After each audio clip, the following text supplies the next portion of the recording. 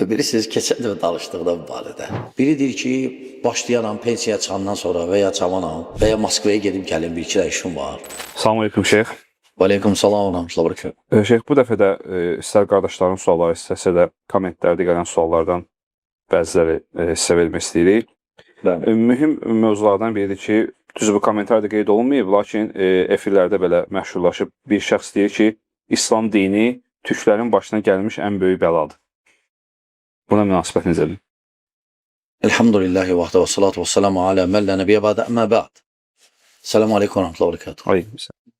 Yəni, İslam dini əslində bəla yox, bəlaları həll eləməyə gəlib, bəlalardan çıxartmaq üçün gəlib.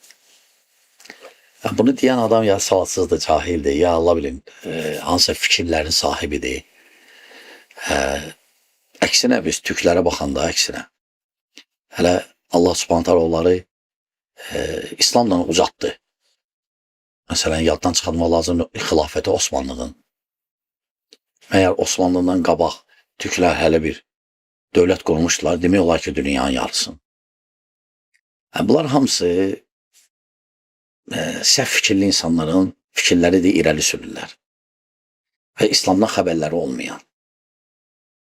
Əksinə, İslam insanları təmizlik aparır, həm mənəvi, həm əxlaqi, həm Allahla düzgün münasibəti qurmağa səbəb olur, göstərir. Peyğəmbərlə düzgün münasibət olmağı göstərir. İnsanlarla, müsəlmanla, qeyri-müsəlmanla. Yəni, demək ki, İslam dini bəladır, yox, səhvdir. Sadəcə, bilirsiniz, ola bilsin, belə fikirlər yanılır bəzi cahillərdə, əsasızlarda. Məsələn, görürlər ki, məsələn, insanlar əqidədə, fikirlərdə bölünürlər və s. Atırlar İslamın üstünə. İslamın üstünə atmaq lazım deyil. O, insanlar özləri eləyib bunu. İslam əksinə bizi bölmür. İslam bizi dəvət edir birliyə. Bir olaq, düzgün yanaşaq, Allahla düzgün münasibət quraq, insanlarla, ümumiyyətlə hər şeylə. Lakin insanlar ki, o bölünüblər, kimi deyib mənə tabi olun, biri deyib mənə tabi olun, biri bağlanıb kiməsə və belə bölünüblər, fikir ayrılığı olub. İndi onlar bunu İslamla əlaqələndirirlər. Bu da səhvdir. Bu da səhvdir. Görsən ki, adam savadsızdır. Bəli. Həmçinin belə az yaşlılar peyda olub efirlərdə, daha doğrusu sosial şəbəkələrdə. Kim olduqları da, harada təhsil aldıqları da bilinmir. Heç bunu qeyd eləmirlər də. Onlar deyirlər ki, İbn Teymiyyə tənqid edirlər. Tənqid etmə səbəbləri də budur ki, o məntiqçiləri və məntiqi inkar edir. Bu səbəbdən İbn Teymiyyə tənqid edirlər. Bilirsiniz, indi saat, hətta az qalıb meymunun əlində də telefon olsun. Yəni, o dərəcədədir. Meymunlar da artıq telefonlarla oynayırlar. O ki, qaldı indi insanlar, uşaqlar xüsusən. İndi çıxır, hər kəs nəsə danışır. Birinci, İbn Teymiyyə tənqid eləmək üçün sən güclü adam olmalısın, elmi cəhətdən savadlı insan və əsaslarla, dəlillərlə danışmalısın. Bəli, İbn Teymiyyə məntiqçilərə, İbn Teymiyyə demək olar ki, müstəqil şəkildə özü üçün kitab yazmayıb. Kitabları hamısı rəddir. İslamda olan firqələrə, daxilində, xaricində olan dinlərə və firqələrə cavabdır. Həmçinin məntiqçilərə də. Sadəcə İbn Teymiyyə rahiməhullah məntiqçilərə məntiqlə cavab verib. Çünki onlar başqa şey qəbul etmirdilər. Kim danışırdı, onların elmi ilə onları sustururdu. Ola bilsin, indi uşaqdır, başa düşməyib məsələni. Onunla bağlıdır. Məsələn, tutaq ki, biri İngiliscə sənə nəsə deyib. Sonra öz dilində, sonra başa düşməyəcək. Ona İngiliscə cavab verəcəksən. Əgər bilirsənsə, təbii. Və salam, İbn Teymiyyə də, bəli, fəlsəfəçilər fəlsəfəni rədd edib. Başa salıb ki, siz ki, o elmə istinad edirsiniz, o elm əksinə sizin əleyvizədir. Məntiqçilərə də o cür. Başqalarına da o cür. Ola bilsin, indi düşübdən yenə telefon kimisə əlinə, kimisə nəsə gəldi danışır, bəli. Aydın. Həmçinin belə bir sual gəlir kommentlərin birində ki, qeyd edir ki, əvvəla salam, Bakı, Sumqayıt, indi də Cəlilabadda hicablı qızları məktəbə buraxmırlar. Bu barədə söhbətlər etməyə nə vaxt başlayacaqsınız, nə vaxt məsələni aktuallaşdıracaqsınız? Bilirsiniz, keçən dəfə danışdıqda bu barədə. Bilirsiniz, bu hicab məsələsi düzü biz razı deyilik təbii ki, hicaba qarşı ki fikirlər var. Biz əleyhinə gəlir fikirlərin. Biz Allah və Rasulü hicab deyib. Əhzab surəsi 59-cu ayədə Allah Taala buyurur ki, mömin qadınlar hamı hicab taxmalıdır. Və hicab İslamla bağlı deyil ki, bir dənə.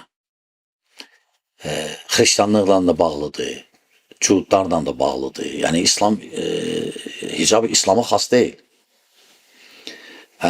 Sadəcə bəziləri bundan istifadə eləmək istəyir siyasi məqsədlərə və ya hansısa ölkəyə qulluq eləyirlər, o bilsin, Azərbaycana qarşı və s. istifadə eləyirlər. Və həmişə demişik, bu məsələdən istifadə eləyirlər çoxsu. Və burada heç bir məsələ yoxdur, inşallah həll olunar. Amma qaldı ki, məktəblərə, düzdür, bəzi məktəblərdə heç nə yoxdur, amma bəzi məktəblərdə görürsən belə problem var.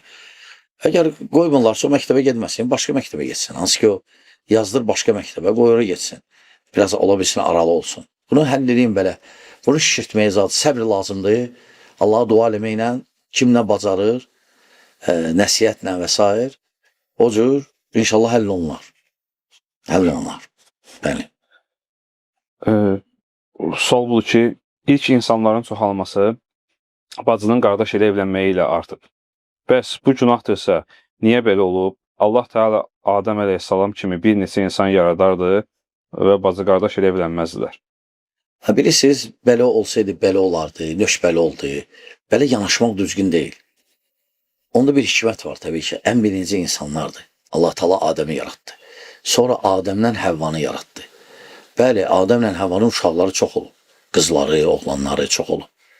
Bəli, evləniblər. Lakin müəyyən bir həddə çatandan sonra qadağan oldu bacı ilə qardaş evlənməyi. Bizim dində qadağandır bu. Bizim dildə qadağandır. Ona görə o əvvəlki insanların yaradılışı vaxtla indiki vaxta müqayisə eləyib qəbul eləməmək böyük səhvdir. Böyük səhvdir. Bəli, buyurun. Allah Taala'nın bir insana hidayət verməsi insanın hansı əməlinə görədir? Həmçinin sual verir ki, yəni namaz qılmayanlardan fərqimiz nə olub ki, və yaxud da fərqiniz nədir ki, Allah sizi seçib? Elhamdülillah, Allah istədiyinə hidayət verir. Fərq onu demək çətindir. Sadəcə insan özü istəməlidir. Özü istəyəndə Allah qapını açır. Təbii ki, o namaz qılmayan o istəmir, qılmır. O istəsəydi, qılardı. İstəməyəndə cürbəcürdür. Biri deyir ki, başlayanam pensiya çıxandan sonra və ya çamanam və ya Moskvaya gedib gəlim, bir-iki də işim var. Və ya deyəcək, mən namaz qılanım təkəbbürlüyündən. Yəni, namaz qılmayanlar cürbəcürdür. Bəzilə hətta namazı qəbul eləmir fərzliyin. Deyir ki, qəlbin təmizdirsə qutardı. Bunlar hamısı səhv fikirlərdir. Böyük günah sahiblərdir. Namaz qılmamaq ən böyük günahlardan biridir. Şirkdən sonra. Ən böyük günahlardan biridir. Bəzi hətta elələri var ki, deyir ki, mən günah eləmirəm ki. Ona görə mənə namaz vacib deyil. Hələ bir başa düşmür ki, namaz qılmamaq özü ən böyük günahdır. Sadəcə insan özü də istəməlidir. Allah Teala buyurur ki, وَمَا تَشَاءُونَ إِلَّا أَنْ يَشَاءَ Allah. Siz istəməzsə hətta Allah istəməyincə. Yəni, Allahla istəyimiz bağlıdır. Biz gərək istəyək ki, Allah da bizə yol açsın. Qılmayan özü istəmir ona görə. İstəmir. Ya saxlayıb pensiyaya, ya Allah bilir hara. Ona görə. Və kim ki namaz qılır, elhamdülillah böyük nemətdədir. Deməli, Allah Teala onu istəyib, verib onu. Bəli. Bidətçi öləndə sevinmək olarmı? Baxır necə də bidətçi. Əgər zərərli idisə, İslam dininə, sünnəyə və s. eyb etməz. Bəli. Həmçinin sual olunur ki, əvvəllər sələfi olan, sonradan digər mənhəcə keçən elm tələbələrinin əvvəlki, yəni salamat olduqları vaxtdakı dərslərinə qulaq asmaq olar. Elhamdülillah, yəni o vaxt ki, sələfi idilər, sonra asdılar. Lakin sələfi olan vaxtları o dərslərə qulaq asmaq yox, olmaz yox. Artıq tərk eləmək lazımdır onu. Yarımçıq, onda elə çıxır ki, yarımçıq tərk eləyirsən onu. Bütünlüklə tərk eləmək lazımdır hələ adamları. Bəli. Həmçinin Türkiyədə biri var, efirlərdə o da dəvət aparır. O deyir ki, yer üzündə şəriət ölkəsi yoxdur. və yer üzündə şərait ölkəsi olmadığına görə cürmələr də yoxdur. Tərk eləmək lazımdır cürmələri. Necə ki Allah Rəsulu Məkkədə qılmamışdı. Elhamdülillah, bilirsiniz, insan özündən danışılmalıdır. Yəni, dəlillərə əsaslanmalıdır. Əgər o Məkkədə qılmamağın dəlil gətirirsə Peyğəmbər sallallahu əleyhi və səlləm, Məkkədə imkan yox idi. İmkan yox idi. Hətta cəmaat namazı biraz çətin idi qılmaq. Onda cəmaat namazı qılır heç olmasa. Məkkədə məscid də yox idi. Məscidə gedir. Düzgün deyil, səhvdir elə yanaşma. Səhvdir. Məkkədə imkan yox idi ona görə. Mədinədə imkan var idi. Lakin o təkfirçinin fikrinə görə Mədinədə qılanda məyər Mədinə İslam dövləti idi hələ? Yox, İslam dövləti deyildi. Əksinə, o bidətçilər ümumiyyətlə həmişə gətirdikləri dəlillər onların əleyhinədir əslində. Leyhinə yox. Əksinə, onlara dəlil gətirmək lazımdır ki, bax, Peyğəmbər sallallahu əleyhi və səlləm Məkkədə idilər. Hələ İslam dövləti qurulmamışdı Mədinədə. Sadəcə hicrət eləmişdilər sahabələr. Lakin Peyğəmbər sallallahu əleyhi və səlləm dedi ki, siz qılın. Ora hələ, xüsusən də təkfirçilərin fikrinə görə şeytanların ki, ora İslam dövləti deyil dənəm. İslam dövləti nə vaxt quruldu? Nə vaxt ki, Peyğəmbər sallallahu əleyhi və səlləm gəldi, ora elan olundu.